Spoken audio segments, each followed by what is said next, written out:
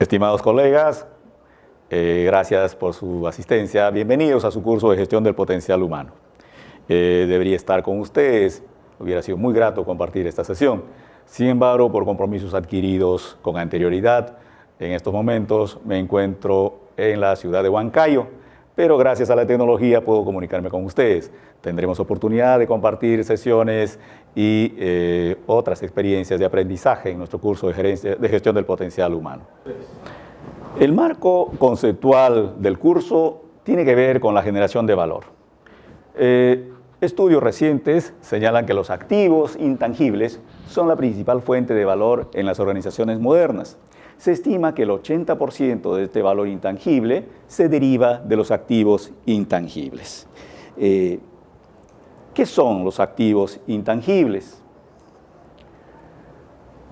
Los activos intangibles tienen que ver con tres fuentes de capital.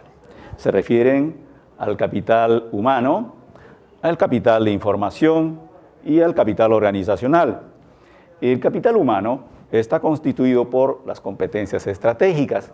Las competencias estratégicas se refieren a la disponibilidad de habilidades, conocimientos y valores para desempeñar las actividades requeridas por la estrategia. Es decir, una organización será más valiosa en la medida que sus recursos humanos, las personas que lo conforman, estén dotados de estos conocimientos, habilidades y actitudes.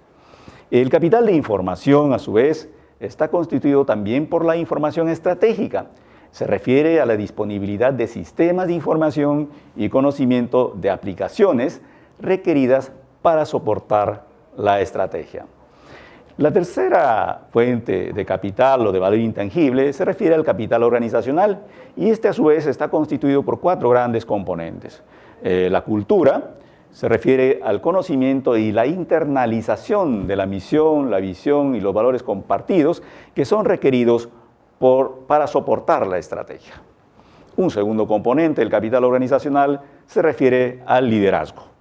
Se refiere esto a la disponibilidad de líderes calificados en todos los niveles para movilizar la organización hacia la estrategia.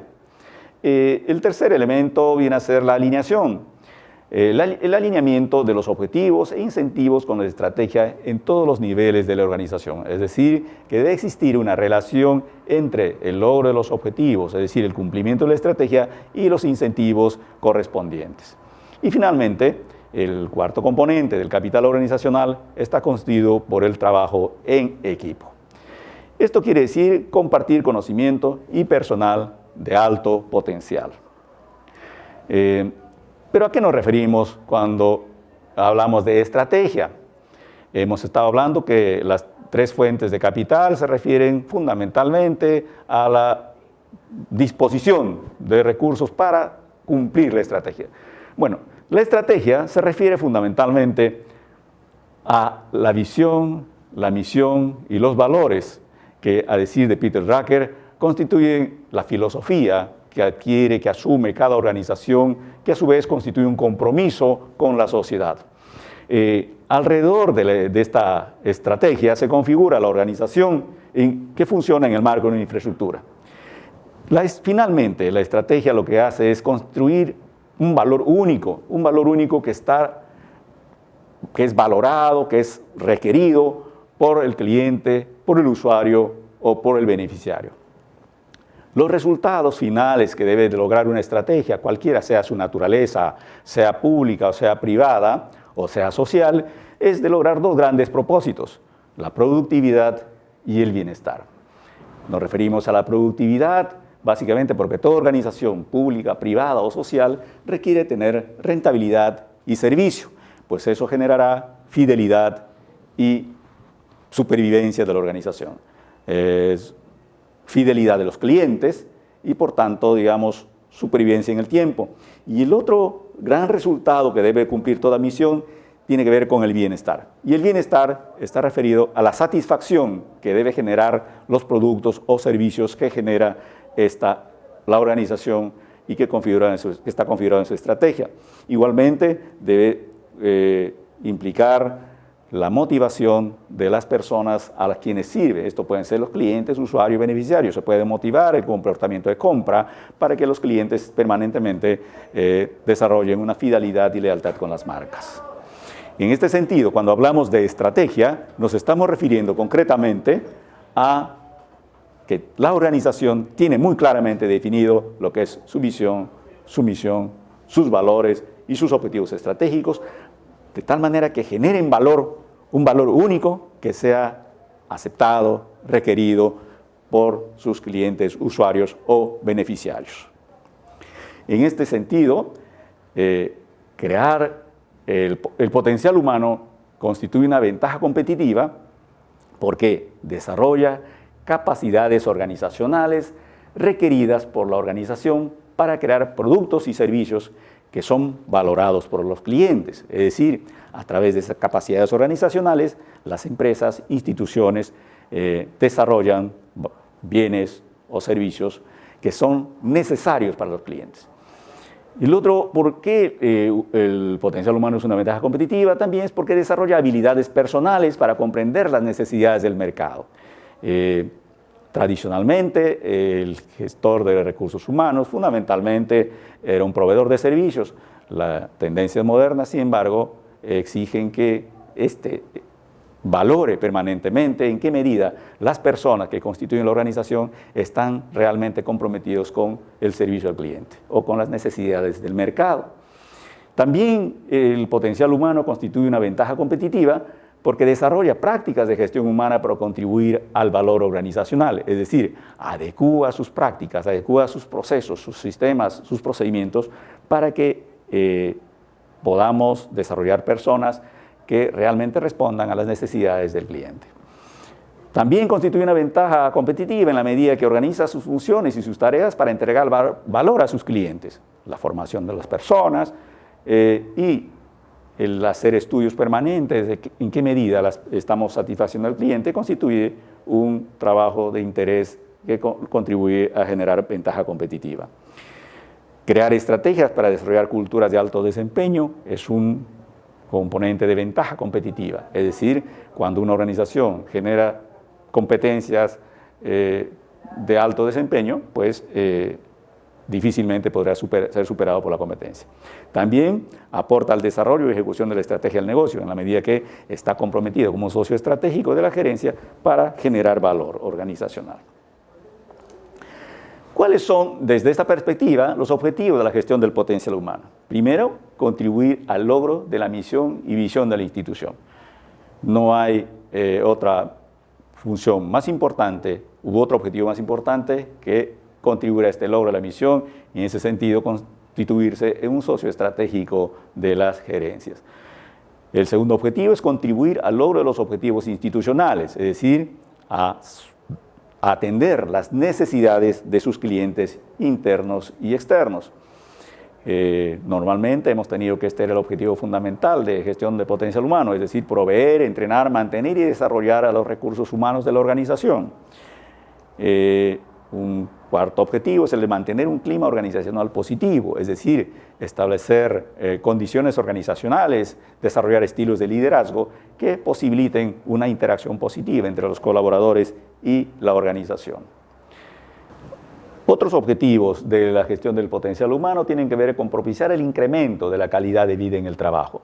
Aun cuando los inicios de la gestión del potencial humano se configuraron para buscar lograr mayor eficiencia de las personas en el trabajo, las tendencias modernas obligan o recomiendan que una preocupación fundamental ha de ser la de propiciar el incremento de la calidad de vida en el trabajo. Esto tiene que ver, digamos, el balance entre trabajo, familia y otros componentes del bienestar. Y finalmente, un objetivo fundamental es fomentar políticas y estrategias socialmente responsables, altos valores éticos y coherentes con la cultura organizacional alineada a las tendencias modernas. ¿Cómo lograremos estos objetivos en el curso? ¿O cómo contribuiremos a que los gerentes sociales que se dedican a la gestión del potencial humano o tienen responsabilidad sobre recursos humanos puedan tener un enfoque moderno? En primer lugar, tendremos el material de estudio que nos conducirá por los procesos fundamentales. Tendremos una segunda herramienta, serán las lecturas que nos conducirán por los enfoques estratégicos y los trabajos que consolidarán los aprendizajes. Veamos cuáles serán las lecturas que les recomiendo leerlos reflexivamente para ir alimentándose, nutriéndose de las tendencias modernas. En el tema 1, que trata sobre el entorno de la gestión del potencial humano, tendremos la lectura de Gregorio Calderón, Claudio Álvarez y Julia Naranjo. La gestión humana, un fenómeno complejo, evolución, retos, tendencias y perspectivas de investigación. Es un documento publicado en Bogotá y nos resume la evolución de la gestión de los recursos humanos y la complejidad que ha ido tomando esta disciplina a lo largo del tiempo. Les recomiendo una lectura, pues les dará una perspectiva amplia de qué es lo que implica realmente la gestión del potencial humano. Nuestra segunda lectura es un documento elaborado por la profesora Mary Gallego Franco, que es también coordinadora de nuestro curso, y que trata sobre la gestión humana basada en competencias, contribución efectiva al logro de los objetivos organizacionales. Además de darnos un marco amplio sobre el modelo de gestión por competencias, la profesora Gallego amplía sus aplicaciones a cada uno de los procesos de gestión del potencial humano. La tercera lectura es la de Pete Scholtis, Pensamiento sistémico y esencia del liderazgo. Este autor nos plantea el enfoque sistémico como una disciplina de necesario conocimiento y práctica en todos los que tenemos responsabilidad de liderazgo, como es el caso de los gerentes sociales. Les recomiendo especialmente revisarlo, reflexionarlo y, en lo posible, poner en práctica en sus respectivas organizaciones. La cuarta lectura es una lectura de Enrique Vázquez. Él trata en su libro de gerencia de la inversión social, aprendiendo de la tercerización de la inversión social en el sector privado. Es un resumen de las principales experiencias realizadas por las empresas privadas en cuanto a la responsabilidad social empresarial que han sido encargadas a empresas o a terceros para gestionarlas. Es importante esta lectura porque nos pone en las tendencias modernas a las que debe entrar la gerencia social, como son las alianzas público-privadas o la tercerización de los recursos. En el tema de gestión del potencial humano, es importante analizar las diferentes perspectivas que hay para optimizar el desempeño de nuestras organizaciones. Los temas las lecturas del tema 2, que tiene que ver con el subsistema de incorporación de personal, son las siguientes. La primera es la de Morgan Garrett, cómo desarrollar el arte del análisis organizacional. Una de las principales dificultades que encontramos cuando queremos hacer análisis organizacional es el poco material disponible sobre este tema. Garrett Morgan nos va a señalar cuáles deberían ser los aspectos fundamentales a tomar en cuenta para hacer análisis organizacional, que es un tema importante, sobre todo cuando queremos realizar mejoras estructurales. La segunda lectura del tema 2 es la de Peter Drucker. Nos habla de la organización gerencial. Aquí vamos a poder tener un marco teórico clásico, pero a la vez muy moderno, muy vigente para el diseño de las organizaciones. Peter Drucker es reconocido por lo que ha escrito, por las contribuciones que ha tenido a la teoría organizacional, y en este sentido les recomiendo también leer los capítulos breves, pero al mismo tiempo muy ricos en contenido respecto a organización gerencial. La tercera lectura es de George Bolander y Scott Snell. Es el capítulo 4 de su libro Administración de Recursos Humanos, que trata sobre el análisis de puestos, participación de los empleados y horarios flexibles. Esto es una lectura ilustrativa sobre el diseño de puestos. Lo importante en el caso de Bolander es que además nos acompaña con casos de empresas referentes. Finalmente, la cuarta lectura del tema 2 tiene que ver con una contribución del usuario Celis, una consultora de Colombia también, que nos ha proveído un artículo sobre selección de personal basada en competencias. Este es un artículo sumamente importante, muy práctico, porque no solamente nos describe el proceso de selección, sino además nos aporta herramientas, instrumentos para poder hacer selecciones de personal efectivas. En el tema 3 tendremos lecturas que nos contribuirán a comprender mejor el subsistema de desarrollo ocupacional. La primera lectura tendremos a Roberto Pinto sobre planeación estratégica de la capacitación.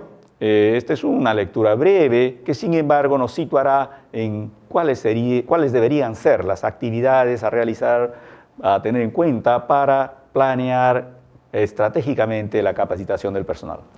La segunda lectura es el capítulo 9 del Project Management Institute, del Manual de Gerencia de Proyectos, y que nos trata sobre gestión de recursos humanos. En esta lectura, el PMI nos hace una breve descripción de cómo gestionar recursos humanos desde la perspectiva del proyecto. Lo importante de esta lectura no es solamente el contenido, sino el enfoque que está orientado fundamentalmente a hacer una gestión del conocimiento, es decir, cómo emplear las experiencias adquiridas por la organización en materia de recursos humanos. Describe cada uno de los procesos y las fuentes de información a tener en cuenta. La tercera lectura es de Frank Hartley, es el capítulo 5 de gestión de la apreciación del desempeño. Hartley es un consultor de Hay Group y lo que nos trae es un planteamiento de cómo hacer gestión del desempeño, que no es solamente la evaluación del desempeño, se va a articular con el tema de nuestro material de estudio, en el cual vemos en detalle la evaluación del desempeño. En este caso, Hartley nos aporta el marco teórico y el proceso propiamente dicho para diseñar un proceso de gestión del desempeño. Finalmente, la quinta lectura de este tema 3 es una lectura de John Whitmore que nos permite responder a qué es el coaching y a su vez también qué es el mentoring. Son dos herramientas fundamentales del desarrollo de recursos humanos. Para la cuarta lectura, que tiene que ver con el sistema de control, tenemos un material preparado por la Fundación para el Desarrollo de la Función de Recursos Humanos, FUNDIPE, tiene que ver con el cuadro de mando e indicadores para la gestión de personas. Es un documento de Pricewaterhouse que les recomiendo revisarlo con mucho detenimiento. No es el enfoque clásico de los indicadores de gestión de recursos humanos sustentados solamente en ausentismo o en índices vacacionales o en costos de la capacitación. Hace énfasis en cómo los recursos humanos contribuyen al valor de la organización, en qué medida los recursos humanos están contribuyendo a la rentabilidad del negocio y también a la productividad y otros indicadores duros de la gestión de los negocios. La segunda lectura es la de Carlos Mario Valencia, Prácticas de auditoría aplicada a la gestión del recurso humano. Es una lectura breve, pero que nos induce gráficamente a comprender cómo realizar auditoría de gestión de recursos humanos. La tercera lectura es la de Sánchez Enríquez sobre el control de gestión del desempeño de los recursos humanos. Sánchez Enríquez es un consultor chileno que nos ha traído esta presentación a un congreso sobre contabilidad acá en la Universidad Católica. Finalmente, las lecturas del tema 5 sobre las tendencias modernas en gestión del potencial humano nos presentan... ya. ¿Va bien? Sí, mejor. 1, 2, 3. Bien, finalmente, las lecturas del tema 5, que se refiere a las tendencias modernas en gestión del potencial humano, son las siguientes. Dave Ulrich tendremos dossier, la propuesta de valor de recursos humanos.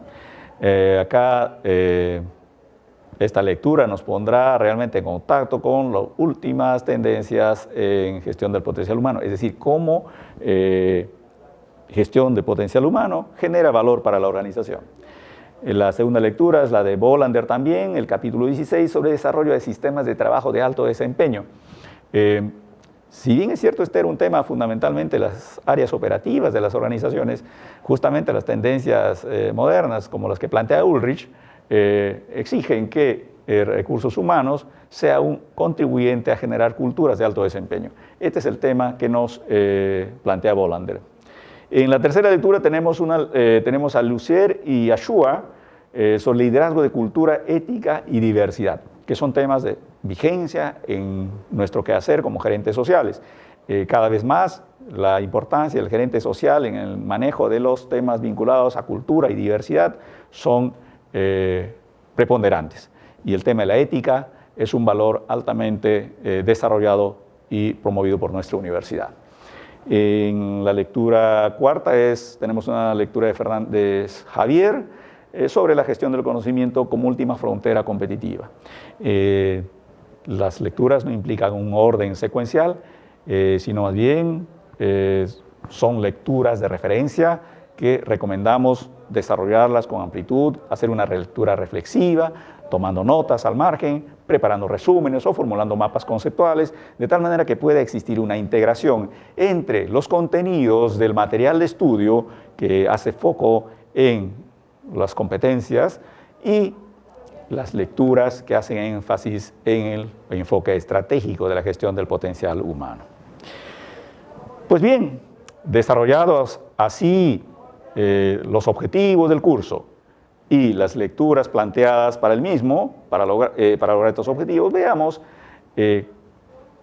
cuál es la historia, un poco la evolución de la gestión del potencial humano. Pues, así como las sociedades, las disciplinas como la gestión del potencial humano son resultados de su evolución. En la lectura de Calderón Hernández, ustedes podrán encontrar una ampliación de esta información. Fernández, sin embargo, Calderón nos plantea una línea de tiempo en la evolución de la gestión del potencial humano. Tenemos así que ordena, digamos, esta línea de tiempo considerando cuál era el problema central que afrontó la gestión de personas en el tiempo, cuál era el objetivo básico de estas evoluciones o de las acciones tomadas, cuáles fueron las acciones principales y finalmente cómo se identificó al área de gestión humana. Así tenemos que entre 1780 y 1900 el problema central de las personas era el comportamiento del trabajador en el taller. El objetivo básico era cómo alinear los valores e intereses de los trabajadores con las del propietario. Y las acciones principales estaban orientadas fundamentalmente a desarrollar bienestar físico y mental del trabajador. El título que entonces tenía el área de recursos humanos era la de Secretaría de Bienestar. Entre 1901 y 1930, en esta línea de tiempo que nos plantea Calderón, el problema central era cómo desarrollar eficiencia en el taller, es decir, cómo tener el mejor resultado del desempeño de los trabajadores. Y el objetivo básico era la organización del trabajo y la supervisión, es decir, cómo organizar mejor el taller y cómo ejercer mejor la supervisión. Las acciones principales eran las de administración de personal, es decir, fundamentalmente los controles. Y el área se identificaba como el departamento de personal. Entre 1931 y 1960, el problema central fue la de las condiciones que afectan la capacidad humana en el trabajo. Y esto surge ya a raíz de los estudios iniciales del Don Mayo. El objetivo básico era lograr niveles de lealtad, motivación y satisfacción para la productividad. Las acciones principales tuvieron que ver con la negociación colectiva, la participación y el enriquecimiento del trabajo. El título que tenía gestión humana era el de Departamento de Relaciones Industriales, porque hacía énfasis fundamentalmente en las relaciones laborales, en las relaciones que la organización sostenía con sus sindicatos. Entre 1961 y 1990, el problema central es cómo lograr la estrategia del negocio y la gestión cultural. Y el objetivo básico era desarrollar recursos y capacidades para el logro de los objetivos organizacionales. Las acciones principales estuvieron orientadas a las prácticas de alto rendimiento y la denominación del área era Departamento de Recursos Humanos. En el último periodo de 30 años, es decir, de 1991 al actual, el problema central es cómo responder a los problemas críticos de la organización, es decir, cómo aportar al cambio, por ejemplo, ¿no? El objetivo básico es apoyar el desarrollo de capacidades organizacionales para responder efectivamente al cambio. Las acciones principales tienen que ver con gestión por competencias, gestión del conocimiento, gestión estratégica. Y el título que va tomando el área encargada de recursos humanos es la de dirección de talentos. De esta manera, entonces, tenemos una evolución de cómo se ha ido desarrollando esta disciplina desde la Revolución Industrial a nuestros días. Siendo así que la evolución de la gestión del potencial humano nos ubica en la era de la gestión del conocimiento y del rol estratégico, ubiquémonos ahora en el entorno de la gestión humana en el tiempo actual. Esta se ve afectada por las mismas fuerzas que actúan sobre la organización, es decir, las fuerzas de la economía, ¿no? ¿Cuáles son estos factores que están actuando sobre la gestión humana? Tenemos primero que en la actualidad cada vez hay una menor natalidad. Esto implica que crecientemente tendremos menos fuerza laboral disponible, es decir, el reclutamiento se hará cada vez más difícil. Tendremos cada vez personal más añejo en el trabajo, es decir, el promedio de edad de nuestra fuerza laboral será cada vez mayor y tendremos una alta competencia para poder incorporar personal joven. Esto va a constituir un gran reto para la gestión humana de los próximos 30 años. El otro tema tiene que ver con la competitividad, y es que la economía cada vez se ha ido desregulando. De una economía cerrada de los 30 años anteriores, hemos pasado a una economía abierta, y esto hace, digamos, que el mercado sea altamente competitivo. Requerimos permanentemente ir generando valor único en nuestras organizaciones y eso requiere que generemos competencias alineadas a esta necesidad de generar productos y servicios que constituyan valor único para los clientes. El otro elemento que actúa sobre la organización tiene que ver con la tecnología. La velocidad del cambio, la tecnología hace necesario que permanentemente estemos procurando desarrollar competencias en nuestra gente para que sean profesionales, técnicos o en general personas de clase mundial a través del uso de la tecnología. Y el gran componente de la globalización que hace que, digamos, los mercados sean totalmente abiertos. Es decir, ya no podemos trabajar con mercados cerrados, ya no podemos asegurarnos nuestra cuota de mercado. Tenemos que hacer esfuerzos significativos para poder actuar en el mundo global que afecta pues nuestra economía. Para esto, entonces, la tarea fundamental de las organizaciones y por tanto de gestión humana tiene que ver con la innovación. Y para lograr innovación requerimos de talento y de tecnología.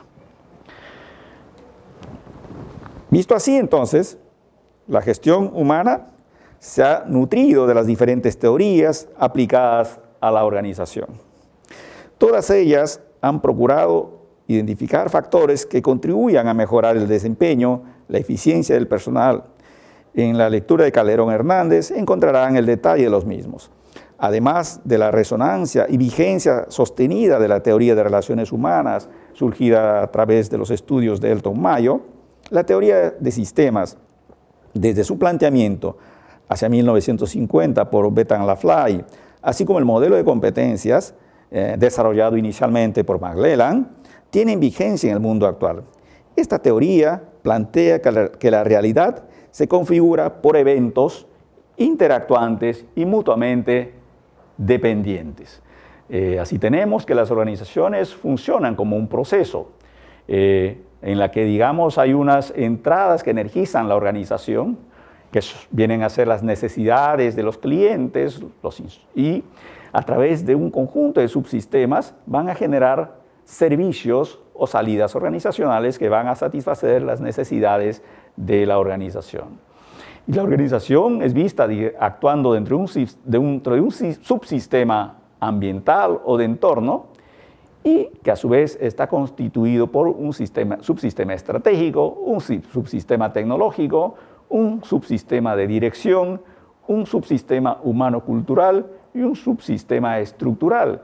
Todos estos subsistemas están interactuando de un modo permanente, son mutuamente interdependientes en el funcionamiento de la organización y determinan que este proceso de satisfacción de necesidades de la sociedad sean logradas por la organización.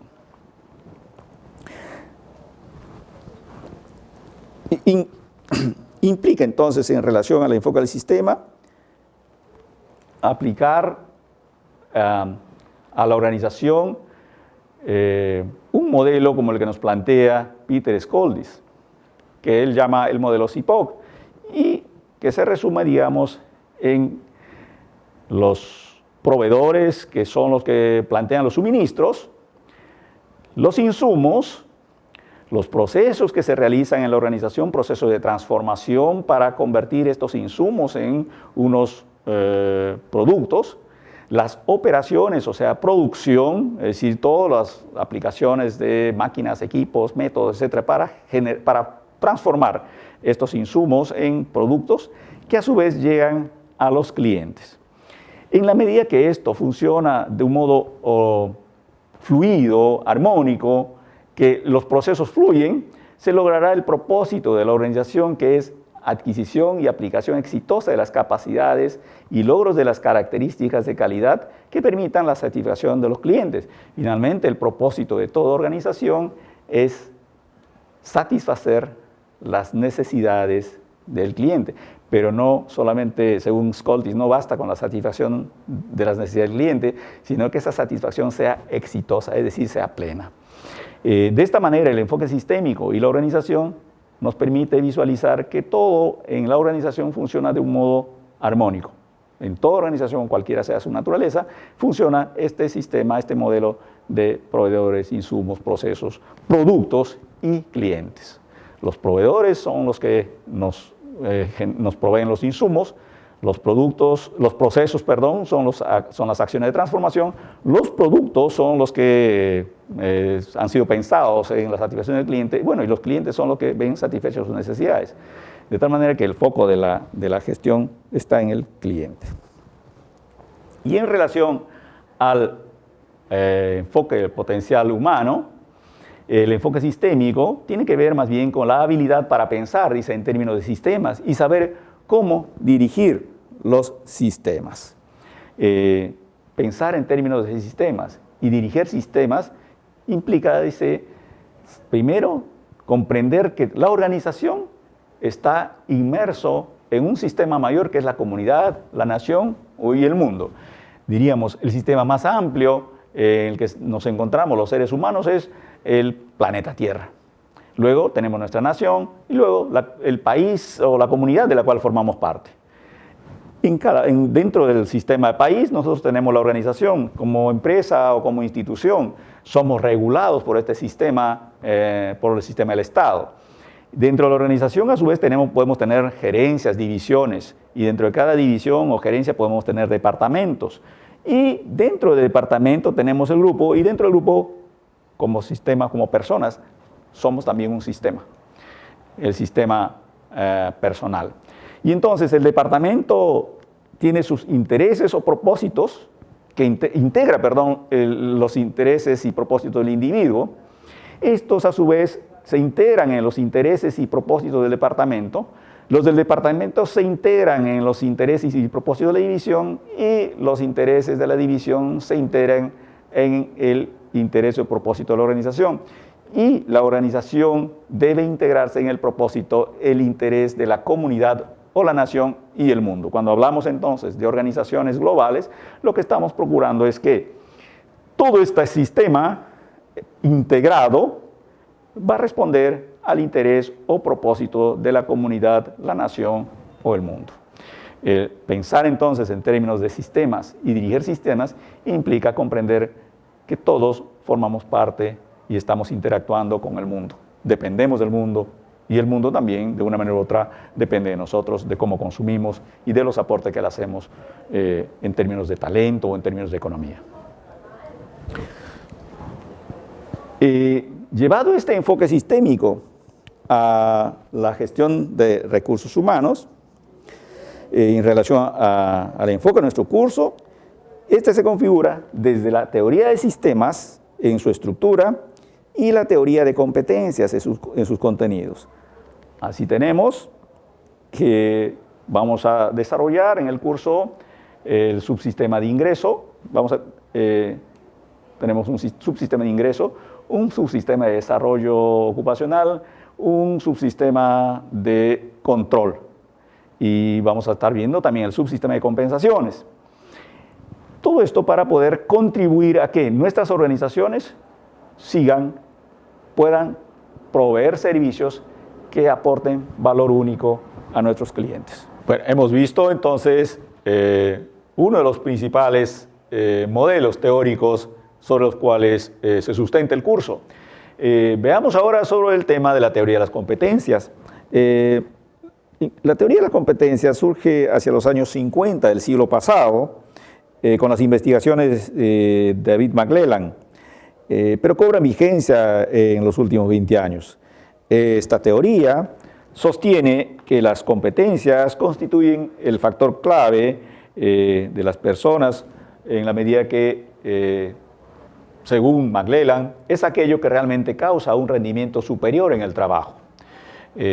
A su vez, Spencer, por ejemplo, define la competencia como una característica subyacente en una persona que está causalmente relacionada con una actuación exitosa en un puesto de trabajo.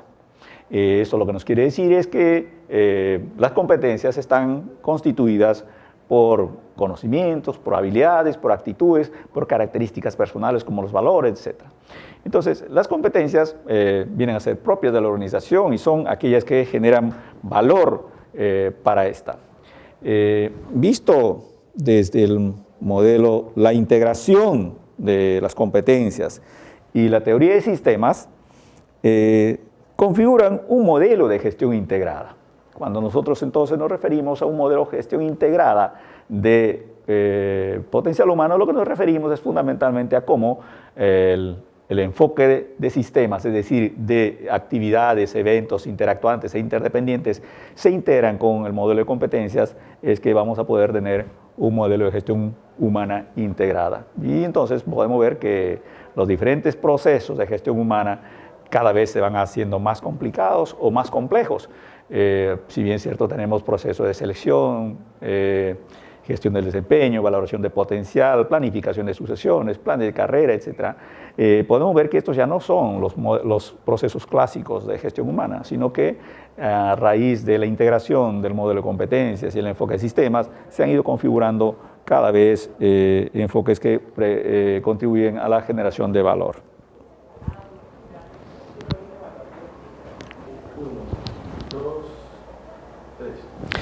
Bien, respecto al modelo de competencias, Fernández López nos señala que la estrategia de las organizaciones se configura para responder a un entorno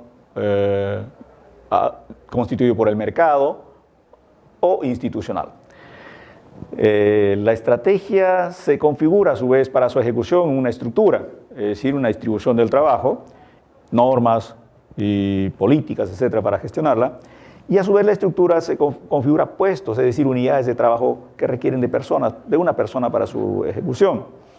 En el tema del modelo de competencias, se tiene que dar un ajuste permanente entre las exigencias de la estrategia y los recursos humanos. A este ajuste permanente de los perfiles de las personas, que es el disponible, y de los puestos, los requeribles, es lo que se llama normalmente el modelo de gestión por competencias. Un modelo de gestión por competencias debe, en principio, establecer políticas, normas, criterios, herramientas, etcétera, para definir, valorar, clasificar, retribuir y desarrollar los puestos de trabajo profesionales dotados de las competencias requeridas por la estrategia. ¿Por qué es importante la competencia? Porque conforme a la definición de McClellan y otros teóricos como Boyatzis, Spencer y Spencer, ¿por qué es importante el enfoque de competencias? Porque conforme a la definición de los creadores del modelo y las sucesivas aportes de Boyatzis, Spencer y otros, la competencia distingue a las personas de mejor desempeño de aquellas que no poseen la competencia. Es decir, el desempeño de una organización será altamente competitiva, superiormente competitiva, vamos a llamarlo así, en función de las competencias que tengan sus trabajadores. Será totalmente diferente, digamos, de una empresa que tenga solamente trabajadores promedio y muy diferente, digamos, de aquellas que tengan baja en competencia. Esta es por el cual, digamos, desarrollar competencias es sumamente importante. Se han dado diferentes clasificaciones de las competencias. Las más usadas son las clasificaciones de genéricas, cardinales o transversales, que según los autores es requerida en todos los puestos en una organización y que son claves para alcanzar sus objetivos estratégicos. La otra clasificación se refiere a las competencias específicas, que se definen como los conocimientos, habilidades o destrezas y características personales que debe poseer un trabajador para desempeñarse con éxito en un puesto. Y la otra se refiere a las competencias personales o también distintivas, que se refieren a las capacidades, rasgos y motivos que distinguen a una persona de alto desempeño de aquellas que no lo son. Esta es fundamentalmente, por ejemplo, la definición a la que hace referencia McClellan, es decir, las organizaciones de alto desempeño que generan valor único serán fundamentalmente aquellas que han podido diseñar su modelo de competencias a partir de las competencias distintivas. Hay otras clasificaciones que podemos encontrar en los textos como competencias estratégicas, competencias intratégicas, competencias directivas, competencias laborales y otros modelos u otras definiciones o clasificaciones que se usan con fines prácticos.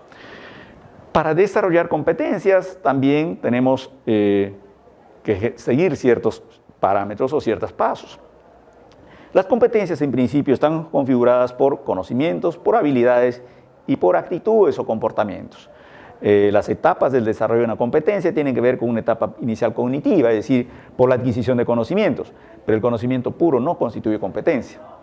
Luego una habilidad práctica. Para desarrollar las habilidades es necesario que se dé un entrenamiento práctico o una ejecución del trabajo. Y finalmente llegamos a una etapa del dominio, la que consagra la adquisición de la competencia. El trabajo se hace más automatizado, menos dependiente de un control cognitivo permanente. En realidad, la competencia podemos llamarla así en la medida que llegamos a la etapa de dominio. Pero es importante tener en cuenta que una competencia solo se convierte en tal en la medida que incorpora estos tres elementos, es decir, el conocimiento, la habilidad y la actitud o comportamiento. Solamente conocimiento no es competencia. ¿Por qué es importante las competencias? Como ya lo vimos en nuestro cuadro anterior, es porque a través de la competencia, ¿no? Si esta es la estrategia, es a través de las competencias que generamos valor único para el cliente. Las empresas que contribuyen a valor único serán, digamos, las que desarrollan este valor único para sus clientes y serán más competitivas que las demás. ¿Va a salir usted? ¿Está internamente? No es por eso, ¿eh? Sino por mi guía. Yo prefiero que el estudiante no se distraiga viendo que se lee. Sí. 1, 2, 3. La implementación del modelo integrado de gestión humana configura un alineamiento a los tiempos. Así tenemos que un entorno estático, ¿no? El rol de gestión humana ha sido básicamente de apoyo instrumental, o sea, no estratégico, y se dedicaba fundamentalmente a lo que llamamos ahora los procesos transaccionales. Pero las tendencias modernas y la implementación del modelo integrado han llevado a que en un entorno dinámico, recursos humanos necesariamente responda a la estrategia. Y esto implica, digamos, nuevas responsabilidades que hacen que gestión humana esté también concentrado en el cliente y en un rol de socio estratégico. De esta manera podemos seguir contribuyendo permanentemente a la generación de valor. ¿Cómo se organiza recursos humanos a partir del montaje en sistema, dentro del sistema integrado? Tenemos acá el subsistema de ingreso con sus procesos, el subsistema de desarrollo ocupacional también con sus procesos y el subsistema de control con sus respectivos procesos.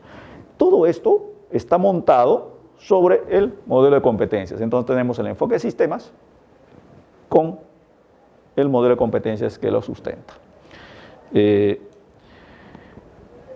soporte fundamental del modelo de gestión por competencias se configura en el perfil de competencias. ¿Qué es el perfil de competencias? Es fundamentalmente un registro de competencias con sus descripciones y los niveles requeridos. Esto, a su vez, estos niveles se sustentan a su vez en un documento que define cómo es una competencia de nivel medio, cómo es una competencia de nivel alto y cómo es una competencia de nivel muy alto.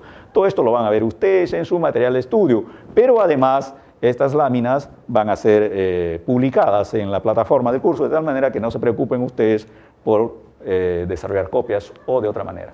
Bueno, veamos ahora cuáles van a ser los procesos principales que vamos a ir viendo en el curso. Vamos a ver el proceso de incorporación de personal, trataremos sobre planeación de los recursos humanos, luego entraremos al proceso de reclutamiento y selección, trabajaremos también el programa de gestión del desempeño, haremos énfasis en el proceso de capacitación y desarrollo, trabajaremos sobre compensaciones y beneficios y tendremos también aspectos vinculados a relaciones laborales y bienestar. Un aspecto importante ha de ser en nuestro curso el tema vinculado al monitoreo y la evaluación del sistema de gestión humana a través del subsistema de control. Un componente importante de nuestro curso va a ser el análisis de las tendencias. Veamos entonces el subsistema de ingreso, ¿no? En el subsistema de ingreso podrán ver que hay varios componentes, desde la evaluación del planeamiento de sucesiones, que es un proceso que lo vamos a ver más adelante. Tenemos diferentes componentes, perfil y catálogo de competencias, un sistema de evaluación de competencias y guías de entrevista. El sistema se nutre a través de un procedimiento de reclutamiento, de un proceso de selección y termina en un proceso de contratación. En este proceso de contratación se nutre a su vez o toma elementos del proceso de compensaciones y beneficios y alimenta al proceso de inducción y otros procesos de gestión humana. Este es el que llamamos el subsistema de ingreso. Toma como punto de partida el requerimiento de personal. Este formulario también lo tienen ustedes en su material de estudio, de tal manera que no vamos a ampliar. Pero lo que sí podemos decir es que este formulario de requerimiento de personal lo que nos señala o nos indica es cuáles son las funciones, qué responsabilidades tiene el puesto y cuáles son los perfiles de competencias que son requeridos o que debe reunir la persona para su correcto desempeño. En cuanto al reclutamiento, que es el siguiente paso después de recibir el requerimiento, tendremos dos tipos de reclutamiento. El interno, cuando las coberturas son a través de personal que ya está laborando en la organización, y el externo, cuando usualmente no podemos cubrir personas a través del reclutamiento interno. Las fuentes de reclutamiento tienen que ver con el plan de sucesiones cuando es interno, con referentes de los propios trabajadores o de los jefes cuando las organizaciones son muy grandes, o también a través de convocatorias, es decir, se invita a los trabajadores a participar en procesos de cobertura de vacantes. El reclutamiento interno, actualmente trabajamos muy poco ya con publicaciones, sí hacemos uso intensivo de las bolsas de trabajo, las referencias de otros profesionales, hacemos hunting, es decir, búsqueda dirigida en organizaciones, y un elemento fundamental que de mucho empleo actualmente son las redes sociales como Facebook, LinkedIn y otras redes sociales. Esto en cuanto al proceso de reclutamiento. El proceso de selección, a su vez, tiene otros pasos. A partir de la recepción y registro del requerimiento de personal se produce el reclutamiento interno o externo y luego, digamos, tenemos la evaluación curricular, que es una evaluación o calificación de las hojas de vida de los prospectos, entrevistas iniciales para ver en qué medida la persona se ajusta a las características del puesto y de la organización, pruebas de competencia que pueden ser realizadas a través de centros de evaluación o evaluaciones psicológicas u otro tipo de evaluaciones de competencia. Una vez que tenemos esos elementos, se realizan entrevistas finales, luego se elige al trabajador o a la persona que se ajusta mejor al perfil y concluye el proceso. En el camino a las entrevistas finales debemos desarrollar exámenes médicos y verificación de referencias laborales. Esto es importante porque debemos saber cuál fue el desempeño y cuál fue el comportamiento de una persona en sus anteriores centros de trabajo. Una herramienta importante que se ha desarrollado en la selección de personal tiene que ver con lo que se llamamos la entrevista por eventos conductuales. El modelo más empleado es un modelo que se llama STAR. Implica que al candidato se le pregunta fundamentalmente sobre un evento en el cual ella haya tenido experiencia. Se le pide al candidato que describa la situación en la cual él participó, que explique, digamos, por qué hizo determinada cosa. Se le pide que explique la tarea, es decir, qué responsabilidades tuvo él, que conducen las acciones para modificar la situación.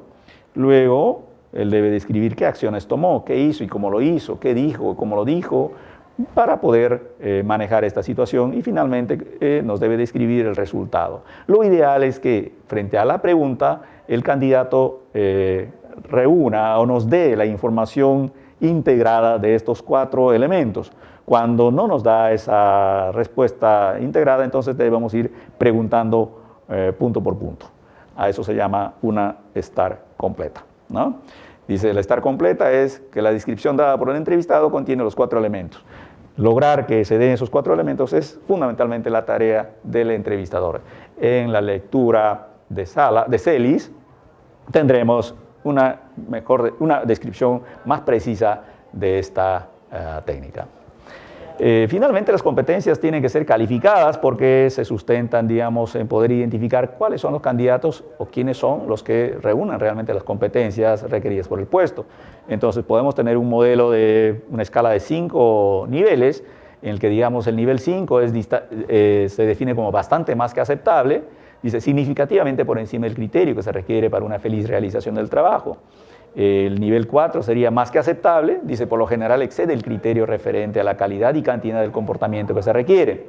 Un nivel 3 sería aceptable, dice cumple con el criterio referente a la calidad y a la cantidad del comportamiento que se requiere, mientras que los otros elementos, digamos, se refieren ya a personas que no satisfacen los criterios establecidos para ocupar el puesto. Un aspecto importante tiene que ver con las cuestiones éticas en la selección de personal. El primer elemento es que estamos tratando con un ser humano, por tanto, es sumamente importante tratarlo con respeto y con suma consideración a su privacidad. En primer lugar, el entrevistador o el seleccionador debe ser competente, debe estar preparado, contar con las competencias necesarias para tomar decisiones respecto a la adecuación del candidato o no al puesto. El otro elemento tiene que ver con la confidencialidad. Dice, durante los procesos de selección, el evaluador tiene acceso a información personal u organizacional que debe ser mantenida en reserva. Es importante también que los procesos, pruebas, evaluaciones, etcétera, cuenten con el consentimiento informado del candidato. Él debe estar informado de qué pasos va a dar y qué tipo de información debe proveer. En el trato personal dice, aun cuando es necesario evaluar la tolerancia a la incomodidad, debe primar el trato digno y respetuoso. Y finalmente, algo que es sumamente importante actualmente y debe ser siempre debemos tener siempre presente, es la no discriminación. Ninguna persona debe ser sujeto de discriminación en un proceso de selección. Debemos respetar el derecho a que todos tenemos a prestar servicio en una organización. El siguiente subsistema es el de desarrollo ocupacional. Este subsistema, a su vez, tiene varios componentes. Vienen desde las líneas de carrera que se sustentan a su vez en la estructura de puestos, al modelo de competencias, incorpora todo lo que son las competencias claves, genéricas y específicas. Luego tenemos todo lo que tiene que ver con la con la evaluación y la gestión del desempeño de las personas y que se integran en el perfil de, en el perfil de los puestos y el catálogo de competencias. El sistema toma como insumos la evaluación del desempeño, integra las necesidades de capacitación, resultados de los perfiles y de las evaluaciones de competencias, para a su vez integrarse en el plan de desarrollo gerencial o en el plan de sucesiones y progresiones y en el plan de desarrollo de competencias en general. Todo ello ejecutable a través del plan estratégico de capacitación. En el curso nosotros vamos a estar trabajando fundamentalmente todo lo vinculado a lo que es el programa de capacitación. Una de las herramientas fundamentales en la gestión del potencial humano tiene que ver con la evaluación del desempeño. Esta es una comparación fundamental que resulta de relacionar en qué medida los objetivos, metas y resultados del puesto están siendo cubiertas o satisfechas por las competencias, rasgos y motivos del trabajador. El énfasis de la evaluación del desempeño es ver en qué medida hay una intersección perfecta o cercana entre las exigencias del puesto y las competencias, rasgos y motivos requeridos por el mismo y que posee el trabajador. Eso nos permite poder identificar necesidades de entrenamiento y capacitación, determinar el potencial del trabajador y también poder explorar sus intereses, de tal manera que podamos desarrollar planes de capacitación o planes de desarrollo de personal que integren las necesidades del trabajador y de la organización. ¿Cuáles son los objetivos de la evaluación del desempeño? Primero, detectar necesidades de capacitación, elaborar planes de desarrollo, hacer un control y evaluación de los procesos de selección y capacitación, es decir, ver en qué medida estamos siendo eficaces y efectivos en la selección, para decidir aspectos o tomar decisiones sobre promociones, transferencias, separaciones, bonos, incrementos de remuneración y otras acciones de recursos humanos. Hay diferentes métodos de evaluación de personal. Todo esto lo tienen ustedes bastante graficado y descrito en el material de estudio y allí van a encontrar el método de escala gráfica, de elección forzada, la comparación por pares, administración por objetivos, escalas de estimación basadas en conductas, métodos mixtos. Todos estos sistemas, repito, están descritos en el material de estudio. Un aspecto, sin embargo, importante tiene que ver con la administración por objetivos, que deriva luego en la gestión del desempeño. Consiste en que el supervisor y el empleado establezcan conjuntamente los objetivos de desempeño deseables. Los objetivos deben establecerse por acuerdo mutuo y ser medibles de manera objetiva. Y si se cumplen ambas condiciones, los empleados estarán más motivados para lograr sus objetivos porque participaron en su formulación.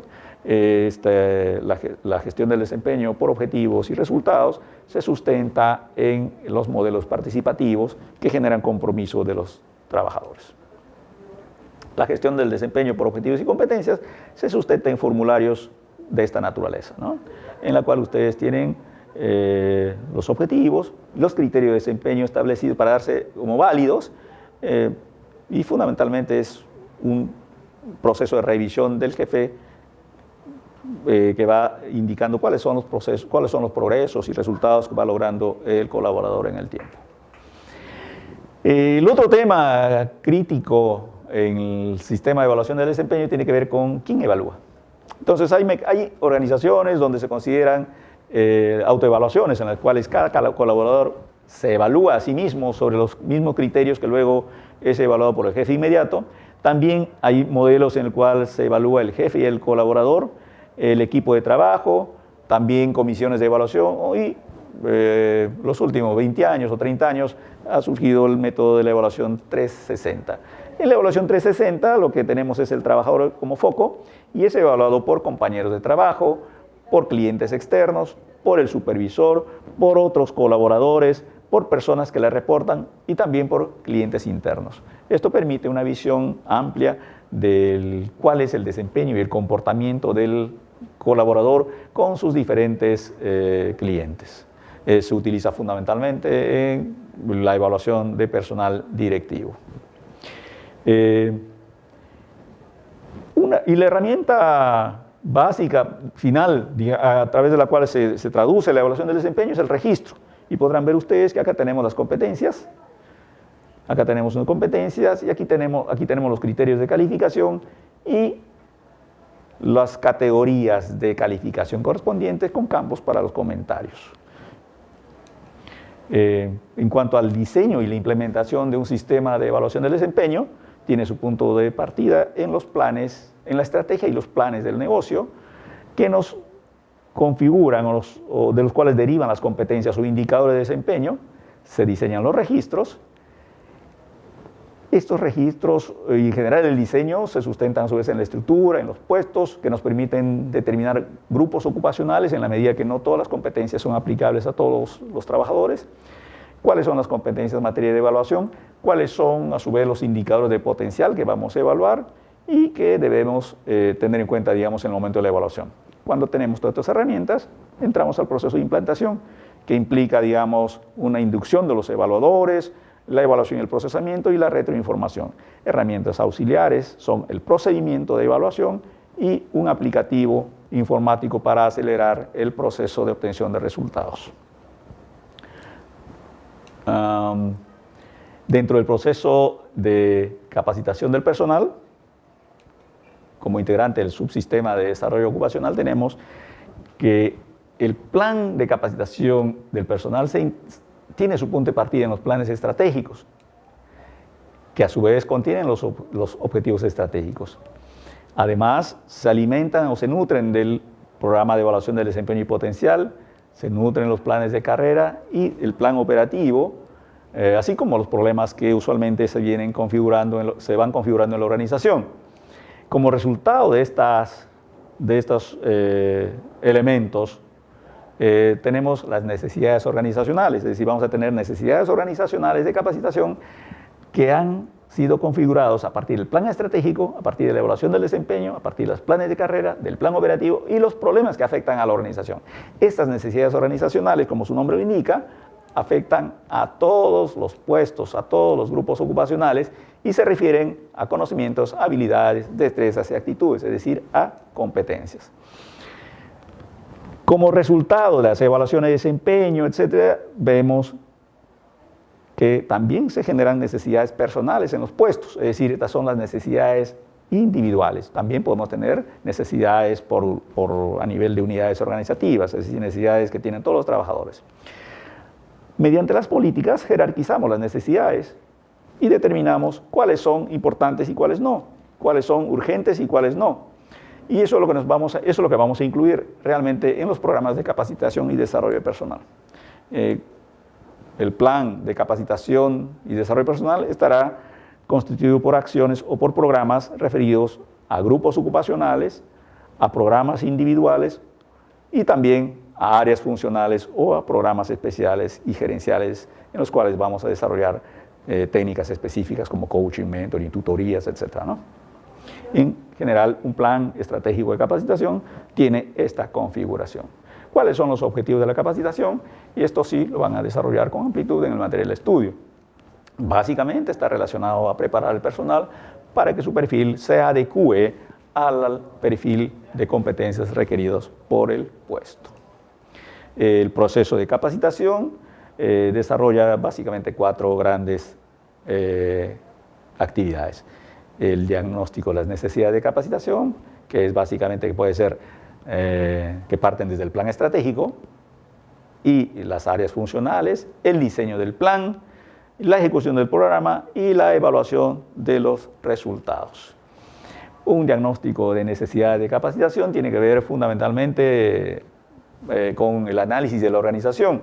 Hay que analizar la estrategia del negocio, los planes de negocio, la estructura, los puestos, etcétera, en qué medida las personas se adecúan a las necesidades de estas unidades para lograr sus objetivos. También tiene que ver con el análisis de los recursos humanos, es decir, cuáles son un inventario de las capacidades del trabajador y una comparación entre la persona y el puesto, una de cuyas herramientas es la evaluación del desempeño. También el análisis de problemas como lo hemos planteado. Otras técnicas para realizar el diagnóstico de necesidades de capacitación tienen que ver con las entrevistas y encuestas, con la observación directa del trabajo, la generación de lluvias de ideas y los diagramas de causa-efecto de Ishikawa. Cómo diseñar y ejecutar los planes de capacitación tienen que ver, digamos, con quién debe capacitar, en qué capacitar, quién debe capacitar, dónde capacitar, cuándo capacitar, etc. Todo el tema vinculado al diseño de los programas de capacitación lo pueden encontrar ustedes desarrollado en su material de estudio, así también como el desarrollo de competencias, ¿no? Lo que nos señala es que el desarrollo de competencias se puede dar a través de los programas de capacitación, como cursos, seminarios, para todo lo que es la dotación de conocimientos. La ejecución del trabajo para dar, y el entrenamiento o pasantías, reemplazos y visitas para poder adquirir el componente habilidad, y el tema de desarrollo de equipos, exposiciones, lecturas, coaching, mentoring, para desarrollar el componente actitudes. ¿Cuáles son las etapas del desarrollo de las competencias? Pasamos por conocimiento, entrenamiento y experiencia, pero el paso va desde la inconsciencia de la incompetencia, es decir, no sabemos que no sabemos, ¿no? A la conciencia de la incompetencia, es decir, sabemos que no sabemos. Conciencia de la competencia, somos conscientes de cuáles son nuestros conocimientos, nuestras habilidades y nuestras actitudes, y la competencia inconsciente, es decir, hay un momento en el cual sabemos que dominamos ya no sabemos todo lo que sabemos, ¿no? Este es el tema de las etapas del desarrollo de las competencias. ¿Me puedes portar un poquito? 1, 2, 3. Bien, y en gerencia social, como en gestión de organizaciones en general, es importante hacer una evaluación de la capacitación. Los elementos para evaluar la capacitación tienen que ver con un primer nivel, que es la reacción. Es decir, cómo se sienten las personas luego de haber participado en un evento de capacitación, ¿no? La evaluación de las acciones de capacitación incluye a los instructores, el material didáctico, la relevancia del contenido de los cursos, la metodología didáctica, la calidad y utilización de los medios y otros aspectos que considera importantes el participante para poder ir mejorando el programa de capacitación. Y finalmente, en temas de capacitación, es importante que hagamos una revisión de los costos. Por ejemplo, los costos directos, ¿no? Los sueldos más beneficios del personal para el diagnóstico de necesidades, los viáticos, los insumos de oficina, las impresiones o fotocopias, otros gastos, correspondencia, transportes en general, que inciden en el diseño y desarrollo del programa de capacitación, en el dictado de los mismos o en la ejecución de los mismos y en la evaluación. Entonces vamos a tener finalmente un costo total de la capacitación que es importante tener en cuenta para luego poder analizar cuánto ha contribuido a la mejora del desempeño. Y vinculado a los programas propios de desarrollo de talento, aplicado a los puestos directivos, tenemos fundamentalmente herramientas como el coaching, el mentoring, el trabajo en equipo, las rotaciones, las pasantías, el desarrollo de proyectos, la participación de eventos. Uno de los grandes problemas para poder generar mejora de las actitudes o desarrollar actitudes como componente de competencias tiene que ver, por ejemplo, con la participación en eventos. Los americanos lo llaman exposure, es decir, la participación de un aprendiz en eventos gerenciales en los cuales, digamos, él prácticamente hace de observador de cómo se comportan sus jefes para poder ir aprendiendo esos mismos comportamientos y desarrollar esas actitudes cuando a él le toque dirigir en esos niveles. De esta manera, la organización debe proveer de facilidades para poder alimentar sus canteras de talento. El subsistema de control y auditoría tiene que ver con la evaluación integral de la gestión del potencial humano. Este tiene su punto de partida, en el plan institucional, es decir, en la estrategia, configurada por su visión y sus valores. Estos configuran los objetivos, las metas y las actividades, y luego se expresa a través de un sistema de verificadores. Así, con relación a las metas, el sistema de información nos va a proveer de indicadores de gestión, es decir, cuán eficaces o cuán efectivas han sido nuestras gestiones. Y con respecto a los recursos, nos va a proveer de indicadores de desempeño. En gestión del potencial humano debemos trabajar con un sistema de información gerencial. Este se define como la creación, procesamiento, producción, distribución y actualización de informes gerenciales, tomando como base la información generada en la ejecución de los procesos de recursos humanos. Se presenta la información en forma estructurada y alineada con los objetivos y las aplicaciones prácticas exigidas por la gestión de recursos humanos. Cuando no se toman estos indicadores, entonces no podemos tener una idea clara de cómo se está comportando la gente con relación a los objetivos. Podemos ver entonces que un sistema de información gerencial tiene como fuentes de información, como fuentes de datos, el proceso de planeamiento, el proceso de incorporación, el proceso de desarrollo ocupacional, el proceso de los servicios administrativos o de administración de personal, todo el tema de las relaciones laborales y otros procesos que tengamos según la complejidad de organización que tenga el área de gestión humana.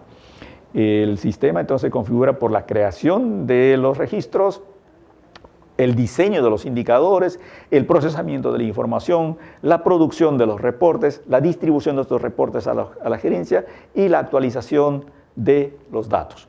Todo esto va a permitir ir evaluando en qué medida gestión humana está contribuyendo a la estrategia del negocio.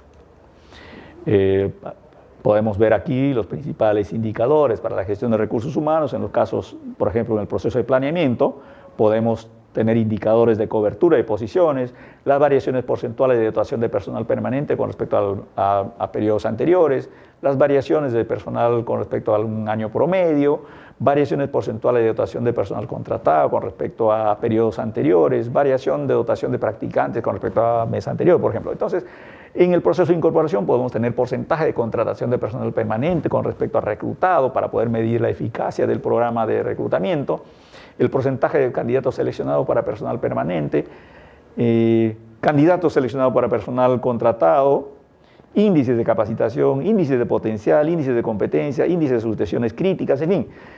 En la lectura de Fundipe van a encontrar ustedes a su vez otros indicadores vinculados además a la contribución del potencial humano a la generación de valor en la organización, es decir, aspectos vinculados a productividad, rentabilidad y desarrollo de los negocios.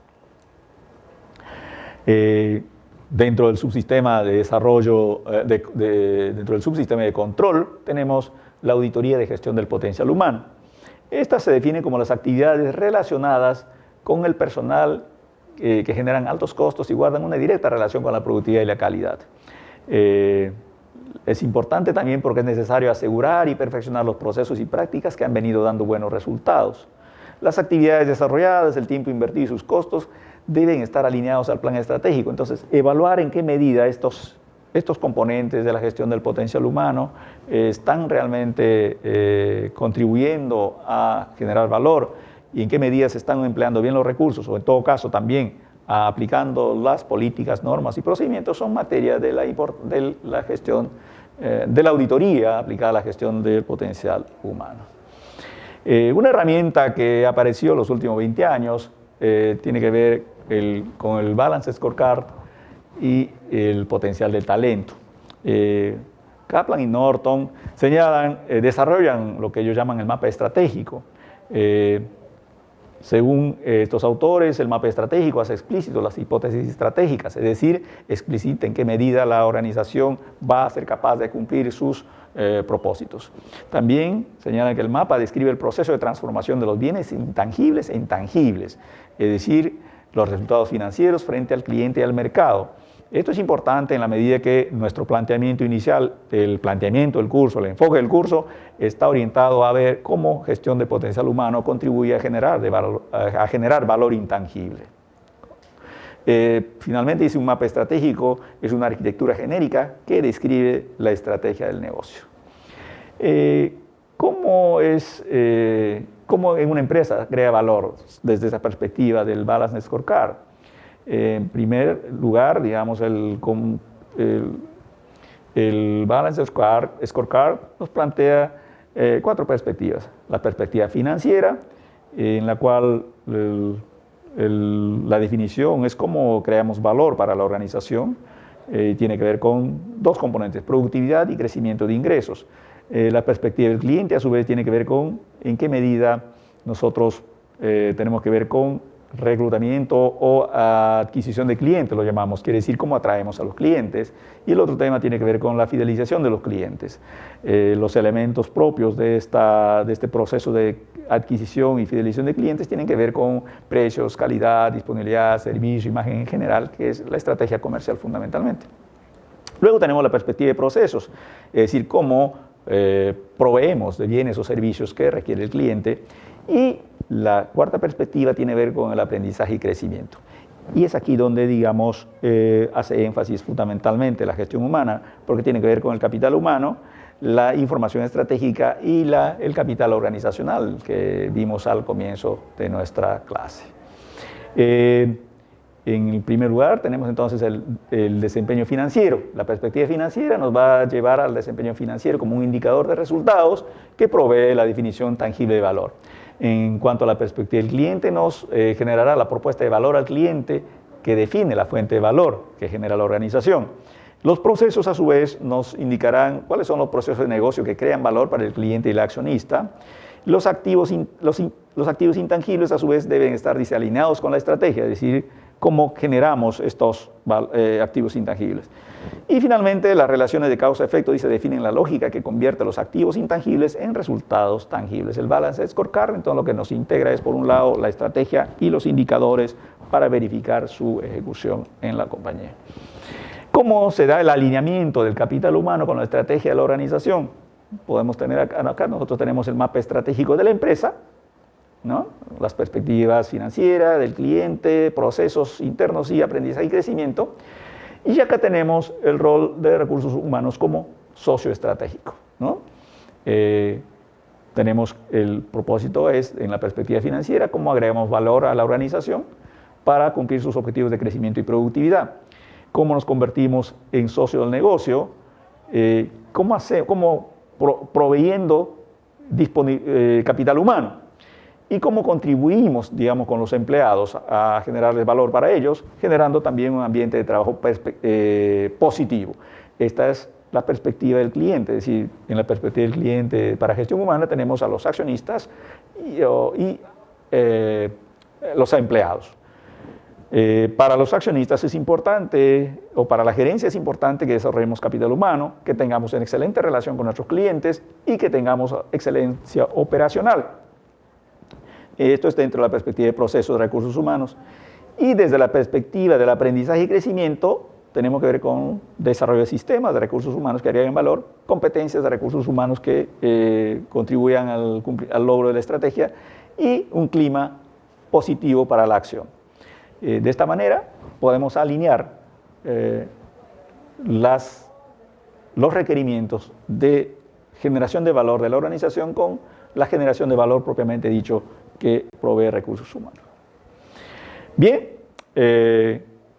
hemos hecho una breve síntesis de nuestro curso y nuestro equipo los estará acompañando durante todo este ciclo. Esperamos estar con ustedes permanentemente. El equipo estará constituido por la profesora Mary Gallego Franco, la magister Hilda Capcha y quien les habla, Carlos Torres Hidalgo.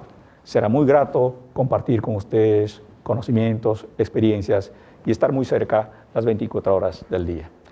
Muchas gracias y esperamos estar contactándonos con ustedes directamente.